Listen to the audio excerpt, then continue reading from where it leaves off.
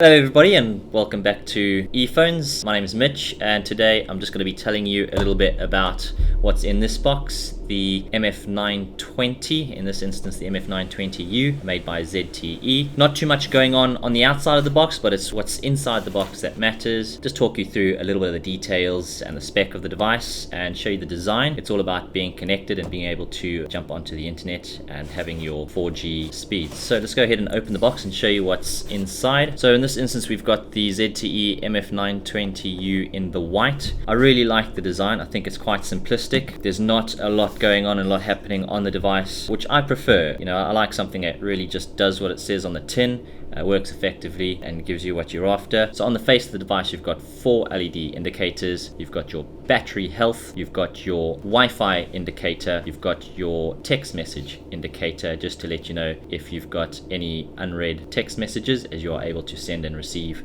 text messages. And on the bottom you've also got your mobile reception, just letting you know if you are connected, and also it will let you know if there's no connection, if it's, for example, if it's red, or if you've got a green or blue connection, it'll let you know that as well. So on the bottom of the device you've got a power button, then you've got your WPS security Wi-Fi connection. So if you don't want to punch in that long Wi-Fi security key, it'll prompt you just to hold in the WPS button, and that's just a quick connector for you. If you hold that in, it'll then talk to the device that you're trying to connect to this with, and it'll get you connected over Wi-Fi very quickly. And then on the left over here you've got the SIM card reader slot. This device uses a micro SIM, so it's not the smallest SIM card, it's not the nano SIM, and it's not your full size SIM card as well, it's the middle one, a micro SIM. There will be a little design on the SIM card reader cover, just let you know which way the SIM card goes in.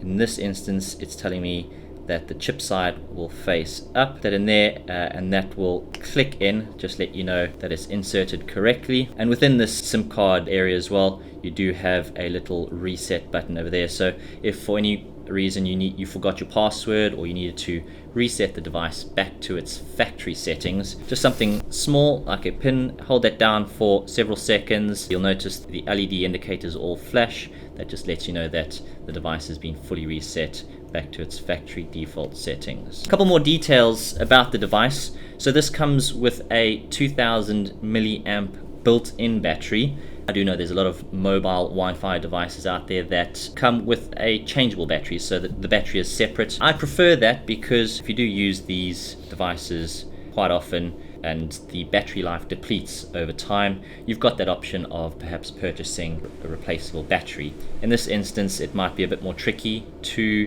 do, as it is built in. I'm sure you could probably open it up and change it, but it is a closed device. In my opinion, I don't really like that bit about it. It gives it a nice seamless design, and there's no covers in that'll come off or break. But I do prefer the option of being able to change the battery if the battery life does deplete over a period of time. Moving on, so as I mentioned, it's a 2000 milliamp battery. It comes built into the device.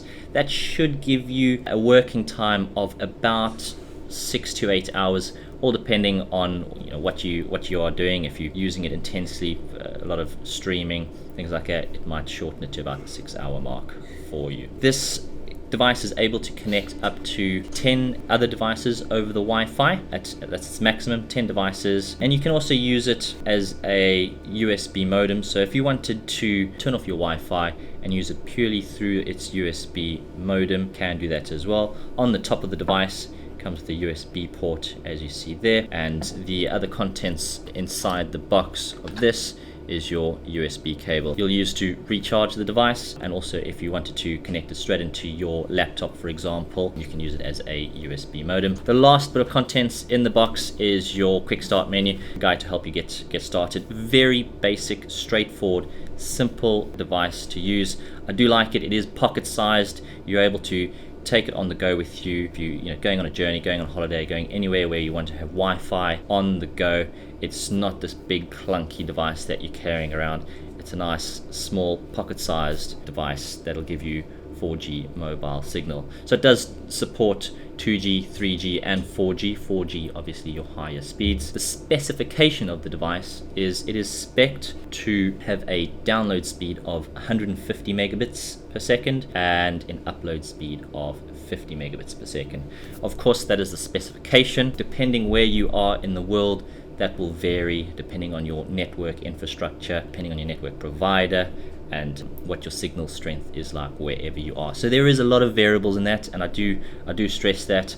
We do get asked quite often, well, it says that it does that on the box and I'm only getting X amount. There are a lot of variables involved, and a lot of it does depend on the local infrastructure of your network provider and what they're able to offer, as well as where you are location wise. So just bear that in mind. Where we are here, I've done a couple of speed tests on this and I get quite a nice generous 50 megabit per second speed on that download speed, which, you know, that's a really good speed for me, especially if I'm comparing it against my hardwired home broadband speeds. So very, very good little device. So I'm just going to go ahead and turn on the device for you, show you what the LED indicators do, and show you how to get connected. You got your power button, as I've mentioned before, on the bottom there. If you hold it down for a couple of seconds, it will turn on. It'll run through the flashing lights just while it powers up. And there you've got the 3 LEDs illuminated at the moment. So our battery health is good as it's showing green. In this instance, our Wi-Fi indicator is blue, which lets us know it is broadcasting an SSID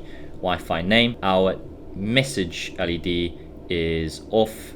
We don't have any unread messages, and the SIM card that I have inserted in this device currently doesn't have any data, so it's just letting us know that it's a red indicator letting us know that we need to purchase some more data for the SIM card, but it lets us do that by recognizing it. If you want to go ahead and get connected to the device, on the back of the device, just near the bottom, you've got your Wi-Fi SSID. In this instance, it's ZTE _A9D29D, followed by the Wi-Fi key or the Wi-Fi password, which is 710391100. So if you look out for those details when you're connecting device. If you want to go into the device settings and change any security settings like your Wi-Fi password or your Wi-Fi name, anything like that, you can connect to the device via the IP address, which is on the bottom there. 192.168.0.1 will ask you to log in, and the default password, as it says on the back there, is all lowercase admin. And that'll get you into the device menu where you can customize or change any of the device features that you want to.